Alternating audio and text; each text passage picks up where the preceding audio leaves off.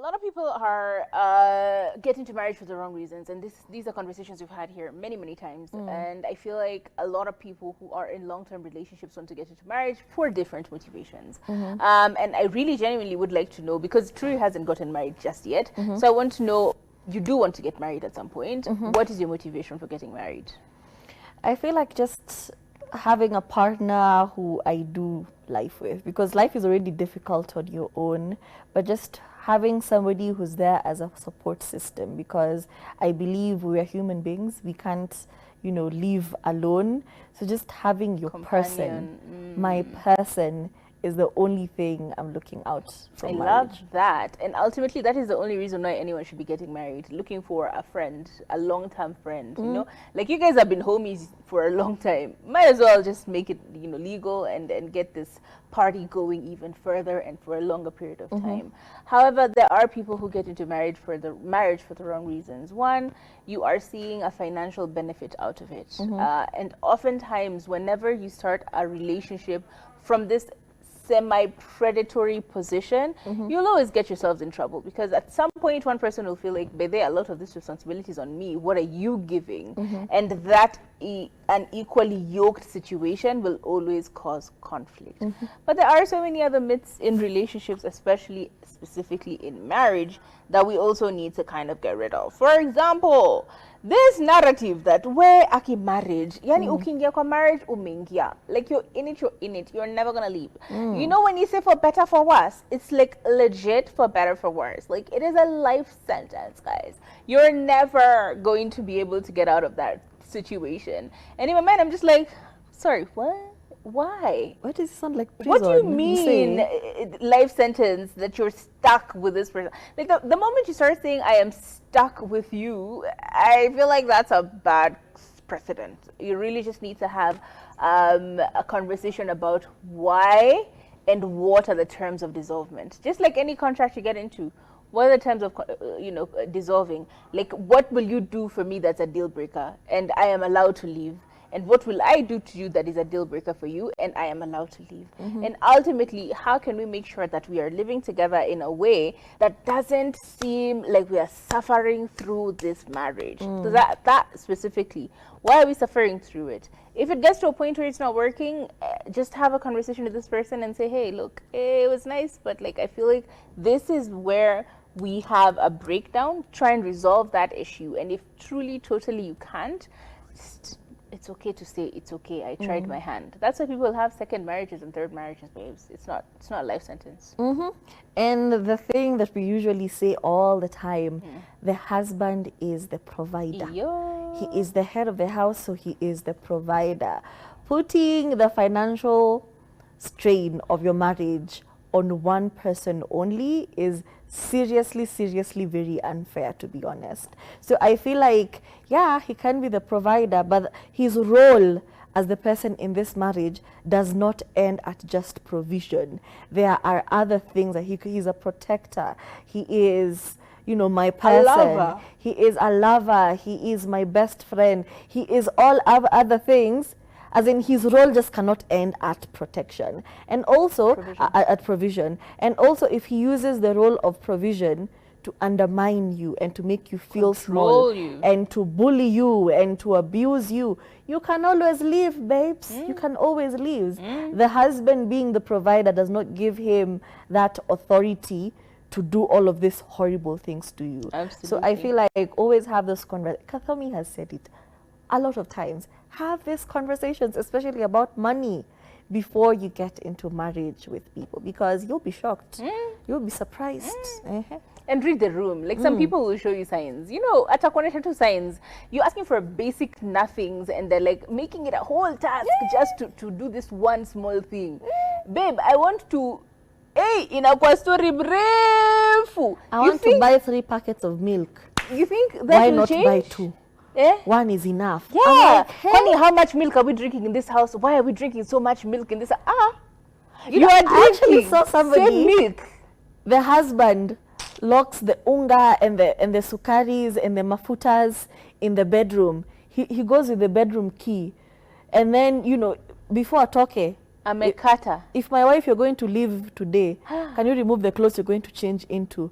But before that, he locks the ungas, all the groceries in the bedroom, akiwa amewachia daily provision, and then he goes to work. And then comes back and now unlocks. And some, what do you mean you need extra sugar? What do you mean you need extra salt? And I'm like, what?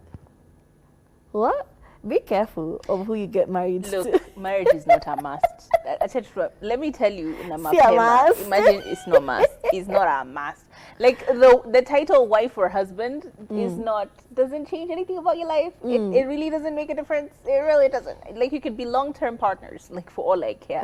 For you to be treated like this, Kwani, you're a prisoner. Why? Is he a prison guard? Why? Like what is happening? And why are you still? Yo. And yeah, to be honest, I feel like this thing has been said to me so many times, but sometimes it makes sense. Some people just like suffering. True. And also some people just like being tortured. So me, I feel like that one is a choice. Entirely, 100%. What? Another one. Fighting makes the marriage work. And we've seen people say, ride or die. I'm a ride from a man. I'm a ride from a woman till the death of me. Hey, why are you dying?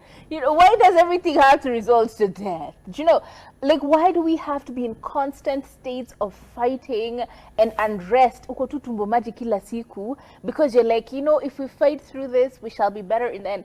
Do you know every time you fight with someone, you get traumatized? And whenever a new fight comes, you get triggers. You start, just like any trauma, you start getting triggers. Whenever they act a certain way, you feel like they're doing a certain thing, you get triggered. And the more you get triggered, this is messing with your psyche. Like you're psychologically not okay.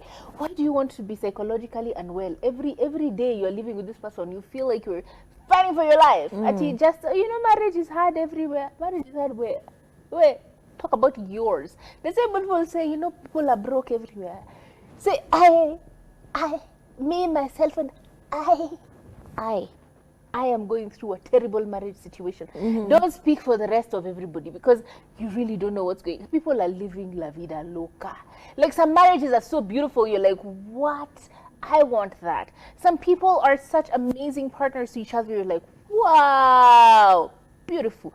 And you over there saying you're fighting. You keep fighting. This Congestina war, this MMA you have decided to call a marriage. Do you, boo-boo? If your marriage is in the pits, it does not matter whether you have small fight, big fight. It does not matter. The marriage will come to an ultimate death. It is what it is. Unless you do major surgery, major surgery, you're still gonna die. So let's stop lying to each other and saying that fighting will make it does not. It has no value. That myth is perpetuated by African aunties. Hey! Aunties, Suffering. you always like that theme of suffering in your marriage. And I love that there's this new TikTok trend where they're saying, when I say marriage is hard, this is what I mean. And they just show like somebody left the cabinet doors open, somebody left the sock on the floor, somebody forgot to replace tissue. That's the trash only wasn't hardship. taken out. The only hardship you should be experiencing with somebody. Anything beyond these small things, it's impossible. Another myth is that marriage sex is boring. But let me tell you why this is a lie, okay?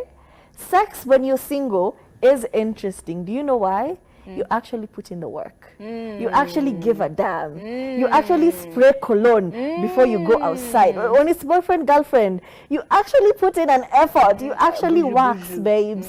You actually, you know, brush your teeth before you get in bed. Why? You want to impress this person. So who told you that marriage sex is boring? It only becomes boring if you're not putting in the work. Yes, sir. If you're going to bed with a t-shirt of Sengenge Ningombe, if you're going to bed with a boxer that you have worn for a whole week, okay?